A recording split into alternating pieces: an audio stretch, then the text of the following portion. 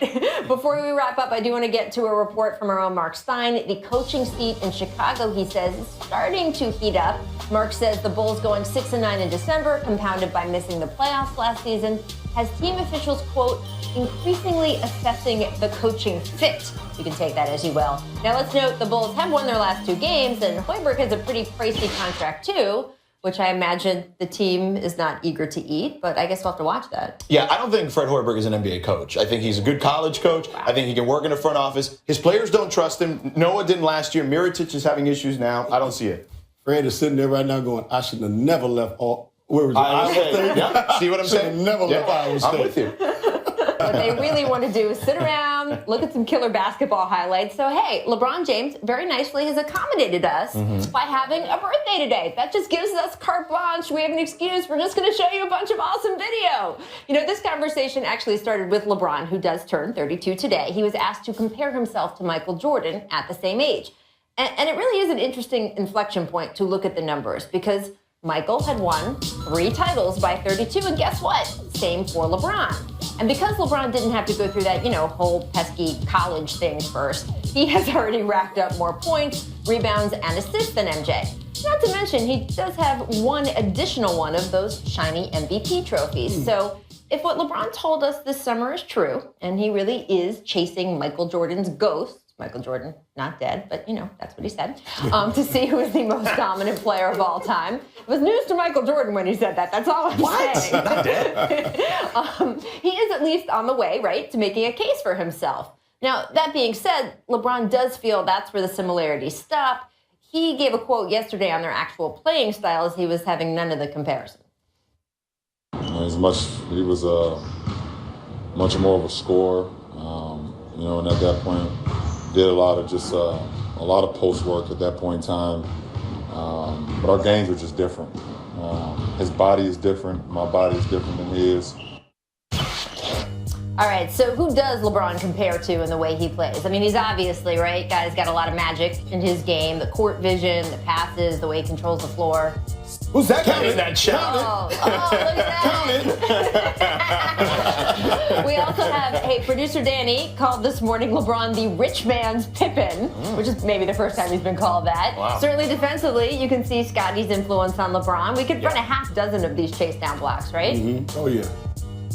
It's good. And then Cavs coach Ty Lue, his comparison was he thought LeBron has the same explosiveness as Dominique Wilkins.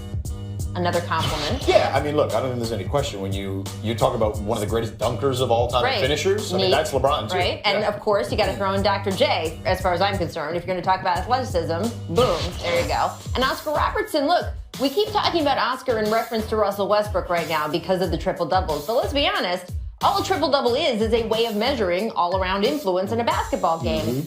And that is probably the most LeBron James thing of all. The best thing you can say about LeBron is he does everything exceptionally well. He can play 1 through 5, guard 1 through 5, score when he has to, facilitate when he has to. And look, his leadership skills have improved every year he has been in the league. At 32, he now has better numbers than he did at this point last season. Oh, and by the way, along the way, he did happen to topple a 73-win team led by a 2-time MVP, thanks to the best NBA Finals comeback in history. So, it's possible that he's actually comparable to no one. Of course, that's not going to stop all of us from trying. All right, so guys, who do you think influenced LeBron the most? I mean, we saw a highlight there, Byron, that you may have something to say about. You know who I'm going to say. Go ahead. Do it. You know I'm going to say Irvin Magic Johnson. Of course. I mean, we just talked about it. He can guard 1 through 5. Magic Johnson can guard 1 through 5 back in the day. He can play every position. Magic Johnson could play every position back in the day. He can facilitate. We know Magic was the best facilitator of all times. His vision. We know Magic's vision was the best. Now, you add the fact that, like LeBron said, he can score when he wanted to. Believe me, Irvin Magic Johnson back in the day could average 25 points a game if he wanted to. And then you look at the other thing I compare him to is that these 2 great football players who also played college basketball, Tony Gonzalez and Antonio Gates, were 2 of the best tight ends ever. Yes. Put LeBron, and I've always said this about LeBron James. Right? He is a tight end in a basketball uniform. Yep. He would have been untouchable in the NFL as well. And we already know he's untouchable on the basketball court. Well, remember, he had that flag football game, him Right. and Kevin Durant. So he feels like he is a receiver of sorts. He is. So there's that. Now, I'm with you on Magic. I'm with you on Oscar Robertson. I Right. would throw in the upper body or the body frame of a Karl Malone. I would add that into the I like equation. that. Because LeBron is built like a truck. I don't think we've seen a guy as chiseled as LeBron since this guy right here, the mailman, Karl Malone, who was built like a brick house. So that's the other part of the equation that I would throw in there. I would throw that LeBron's strength is only rivaled of that of a guy who's one of the greatest power forwards of all time. Yeah, Well, I would agree with you there as well. And one thing that I left out with LeBron is we talk about his athleticism, but his speed and his quickness is unmatched when you look at somebody his size. And Carl might be the closest guy to him when you talk about those two elements of his game as well. And he's 32. I mean, Yeah. he pointed out yesterday to reporters, he said, I'm like a fine wine. I just keep aging well. I don't know how many more years we have of this version of LeBron, but it's looking good this year. As I said, his numbers are better than last year. Looks real good right now. And let's So- keep enjoying it as long as Right? we can, too. Absolutely. I love that you brought up those flag football games Yeah. because I did notice those flag football games stopped when Durant became more of a threat to LeBron. Yeah. It was like, Yeah. oh, look, I want to help him out. We'll have some fun. Work out with him in the Work out with him in offseason. the That's all offseason. done. It's Yeah, not see you later. happening That's anymore. what true I just- competitors I can't- do, though. Can't Yeah. imagine why. Nah. I don't know why we're No, doing that. you're getting a little too close. Exactly. All right, let's turn our attention to last night's game in Cleveland. The Cavs had an 18-point lead at the start of the fourth quarter, but they did have some trouble putting the Celtics away. Boston pulled to within one 3 times in the final 2 minutes. They did end up falling 124 to 118. So, George, you could kind of look at it either way. Did the Celtics losing that way to the Cavs tell you they're close, or they're not really remotely close? Yeah, I don't believe they're remotely close. I look at this team and I think they're really good. I just don't think they're great. And to be a Right. championship contender, which is what Danny Ainge and everybody in Boston wants, you have to be that. They're missing a couple of elements, Byron. I think that they're missing a real wing. Now, maybe Jaylen Brown turns into that guy. Or maybe that Nets pick that they have turns into that guy. They need that, but I also feel like they need a real post presence. They need a rim protector, a guy who can give them easy buckets. That's just not what Al Horford does. Right. So you look at a guy like DeMarcus Cousins, right? Could they trade for him using that Nets pick? Or maybe even a Hassan Whiteside, where maybe you don't have to give up the Nets pick. But someone like that and a wing, and then all of a sudden we can talk about them being a championship team. Could they trade for anyone, is what Celtics fans want to know. They've been waiting on this big trade date he's going to pull off for a Yeah, I couple think they seasons could because now. they got so many draft picks that they can use in a trade that are very attractive to a lot of teams. But I agree with you, George, is the fact that they are a very good basketball team. And I said this when Al signed with them this offseason, that's a great piece to the puzzle. But he's not a game changer, but he's a great piece to the puzzle. So they've taken another step forward, in the Eastern Conference, which is very slim anyway. There's no team in the Eastern Conference that I look at right now that's going to challenge Cleveland for a championship as far as the Eastern Conference is concerned. But the Boston Celtics and Toronto, those two teams can make it interesting. But still, at the end of the day, Cleveland's still the favorite. by Rachel, far. they're like a baseball team that has a bunch of 2 and 3 starters. Right. They don't have They the don't have number the one. ace. Right. Yeah. Like Right. Isaiah Yeah, they Thomas don't and have Al that guy. Horford Right. are good players, Right. all-star type players, but they're not a definitive number one guy. Yeah, I mean, the Celtics are now 0-6 against the top 2 teams in either conference. Not there. Rough night for the Raptors the past couple Yeah. nights, too. So the Cavs, again, distinguishing themselves as the class of the conference. Not that we didn't know that already. Let's talk about the Lakers. LA outscored 31-13 in the third quarter last night at home to the Mavs. Dallas, not a good basketball team this year, and yet the Lakers did still manage to lose to them. Their 14th loss in the last 16 games. And afterward, Coach Luke Walton said, quote, as a team, we're going to be fun. We're going to figure it out. But when is the question? How much does it mean to us right now to figure it out? Do we want to do it now, or do we want to wait 2 or 3 years? Take a look. The Lakers hold the worst record in the league in the month of December, 2-14. This is after they were 10-10 heading into the month. So, Byron, if you look at Luke's equation here, are we going to figure it out right now, or is it going to take 2 or 3 years? Where are you putting your money? Well, it's going to take 2 or 3 years. Now, when he said, do we want to wait? We all know LA fans don't want to wait. Yeah. And if they wanted to wait, I wouldn't probably be sitting here with you guys. So I'm just saying. Hey, So listen, you're they being don't- honest. Listen, they don't want to wait. Yeah. I understand what he's saying, but you're going to have to. Unless they can make a trade or like you said, make that draft pick that can come in right away and be a game changer. They're going to have to wait for these young guys to continue to develop. And they will. They will develop. They'll get better and better. but they are still a year or 2 or 3 away from being a team that can contend in the playoffs. I'm with Byron. That first month of the season was a little fool's gold there, basically. They dealt with some injuries, then they had to play 8 and 9 guys for about 2 weeks, and this team isn't built for that. There's a reason those guys weren't set out to play those type of minutes. But what is a real progression here? Isn't 30 wins, shouldn't that be enough for this team? And I still feel like they're on a path for 30 wins potentially. That would be a really good season for them. You're talking about a 13-win improvement. Well, I mean, I think part of what Lou's talking about is he's just looking for some fight from the individual guys. He said in his post-third quarter and in between the third and fourth quarters last night, he was like, I thought we would fight more than this. And I think that's when he's looking at the individual players, guys like D'Angelo. He wants to see some of that individual growth. What do you expect? Yeah, I think that's exactly what he wants to see. You can't settle in on accepting losing. Right. When you lose a game, and we can go back to the 80s and the 90s, like when we lost 2 in a row, it was like the world was coming to an end. Really? You got to have that type of intensity every single night. When you lose a game or you lose 2 in a row, 3 in a row, whatever the case may be, you got to come in like it's game 7, the next game. Leave it all out there on the table.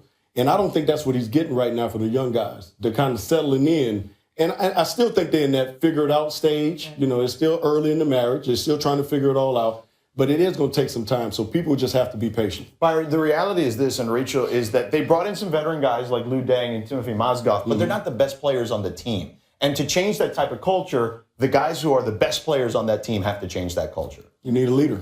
Yeah. And patience, apparently. And patience. And patience. Lots of it. Yeah, no doubt. Change shimmy. Walker, long 3. Trickled off. Kemba. Don't start dancing. No, baby.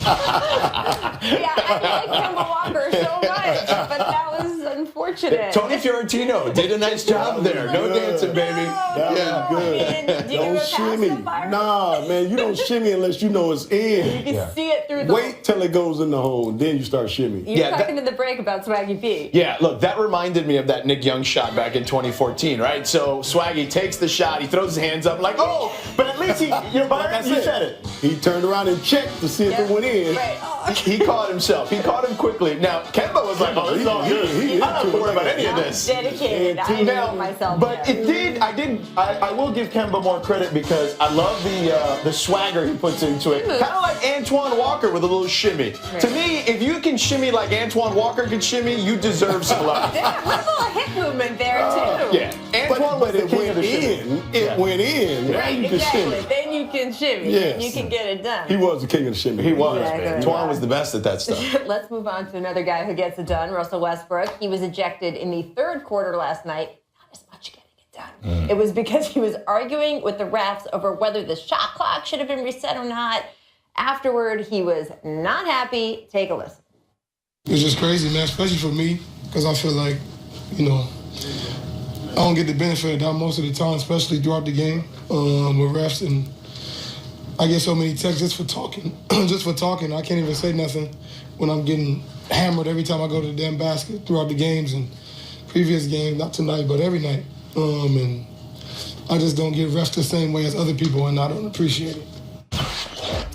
Now, Westbrook might actually have a point about how he's officiated. He leads the league in technical fouls, which frankly is a remarkable accomplishment in a world that Boogie Cousins also lives in. It is possible he is such an aggressive player. There's a bit too much of a hair trigger in calling these texts on him. And frankly, in general, I think the NBA needs to lighten up on the language texts. I get being respectful to the officials, but we're all grown adults here, right? Including the refs. Enough with these you hurt my feeling technicals. They can handle a stray curse word or two. All that being said, can we go a week here, please, without some big star in the NBA complaining that he doesn't get the calls or does get the calls or isn't getting calls he should be getting? Paul George did it the other day to such a degree he got fined $15,000. Now it's Westbrook who, takes so much contact every time he drives the lane. He probably could get even more calls than he does, but guess what? He already leads the league in free throw attempts per game. So there's an argument to just take the win and move on. And let us move on. On our website today, our Royce Young noted that a year ago, Westbrook said he sat down, he actually watched every tech he got for arguing from the previous season and tried to let it sink in that not once did the officials change their minds. At the time, he said he had resolved he was going to stop complaining.